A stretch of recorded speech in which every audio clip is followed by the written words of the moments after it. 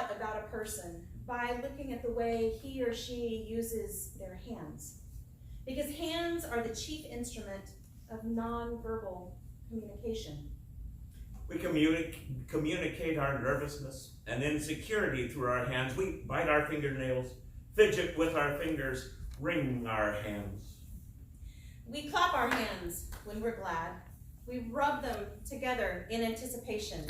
We double them into fists when we're angry, and we hide them in our pockets when we feel self-conscious. And we fold them in indifference. We express a whole range of emotions with our hands, as did the people active the last week of Christ's life. Pilate washed his hands of personal responsibility. The religious people pointed an accusing finger at Christ, and today, the bystanders pulled their hands in cautious indifference. The author of Ecclesiastes writes, "The fool folds his hands." This is the characteristic picture of overly cautious people. They back away from the activity going on around them, and then they say to themselves, "I'll wait and see how this turns out before I get involved."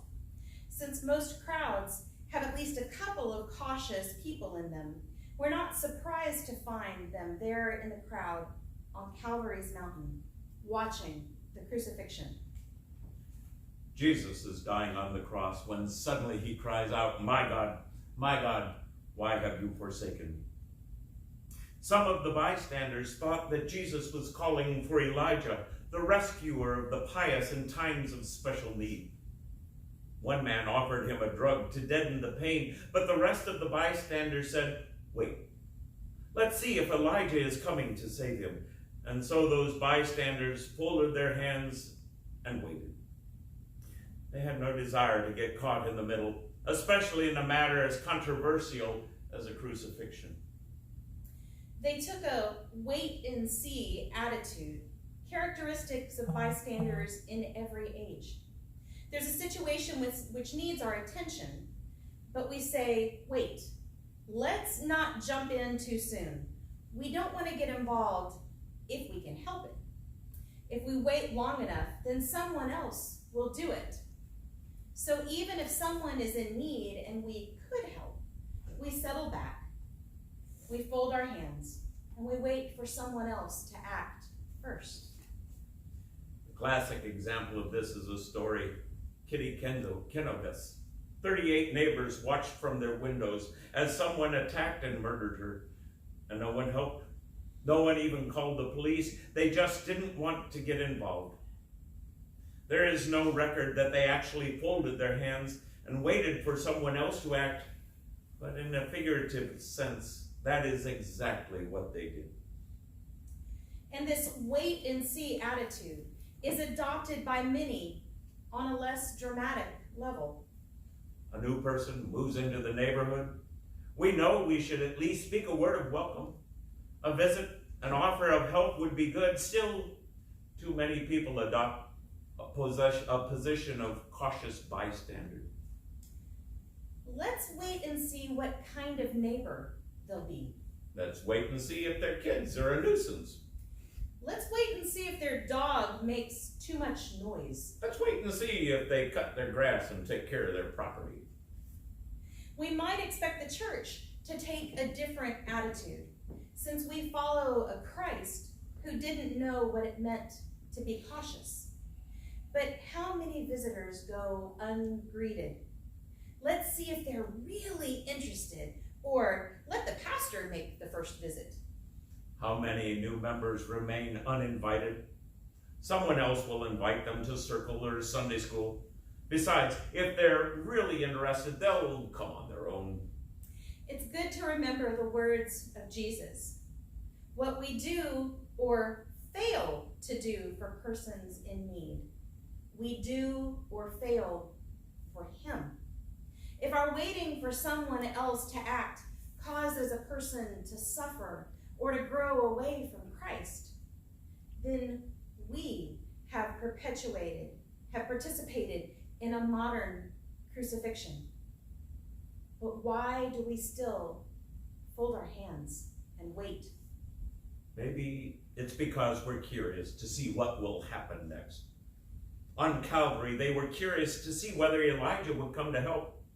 That's like the person who was looking out of the window and saw a person with a flat tire. His first impulse was to go out and help, but then curiosity got the best of him. He decided to stay and count the number of cars that passed by without helping. Curiosity killed the cat, but it also helped kill Christ. Confusion is another cause of caution. One of the factors in apparent indifference is responding to an emergency is the diffusion of responsibility. If several people are in a group when they see an emergency, then they are less likely to accept personal responsibility than if they had witnessed the event by themselves. Just as each person in a firing squad would feel less personally responsible for killing a man than he would feel if he alone pulled the trigger. So a person in a crowd of bystanders would feel less responsibility for saving the life of Jesus than if he alone witnessed the event. Eleanor Bradley fell in New York and broke a leg. She called out for help, but the crowd parted like the Red Sea and passed by on both sides of her. After 40 minutes, a cab driver helped her to the doctor. People were not necessarily indifferent, they were just confused. Where are the people trained for such emergencies? Where's the proper way to help? There must be a doctor in the crowd somewhere. And while they tried to settle their confusion, Eleanor Bradleys of the world continued to suffer. Cowardice also plays a part in our tendency to be cautious. Involvement is risky. The bystanders on Calvary were afraid of the soldiers. We are afraid we may get hurt ourselves, or that we may get sued. We'd rather someone else take that risk. And so we wait for someone else to help the injured person. We wait for someone else to make that first move.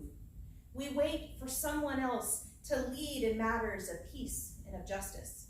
And we wait for someone else to bring Jesus down from the cross. Jesus took a different view of life. The only time he folded his hands was to ask God for strength. If he had been a cautious person, he would never have been nailed to a cross. If he was always sticking his neck out and his hands on behalf of others, always getting involved in people's problems openly, courageously supporting the causes that were just, even if they were unpopular. He was so involved in the business of serving people that his disciples had to warn him to be careful.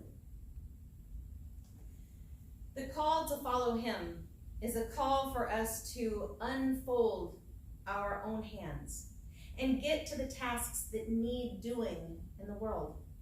Somewhere along the line, we have to make a decision not to be bystanders any longer. There's too much of the bystander in all of us. Caught up by the apparent indifference of others, we may pass by an emergency without helping. Aware of the influence of those around us, however, we can resist it.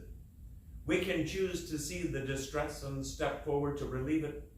We cannot do this by ourselves, of course, but with God's help, we can choose to respond to Christ's call to involvement. So fold your hands in prayer. Then unfold them in service and in love. Amen. Amen. Our hymn of the night is hymn 7.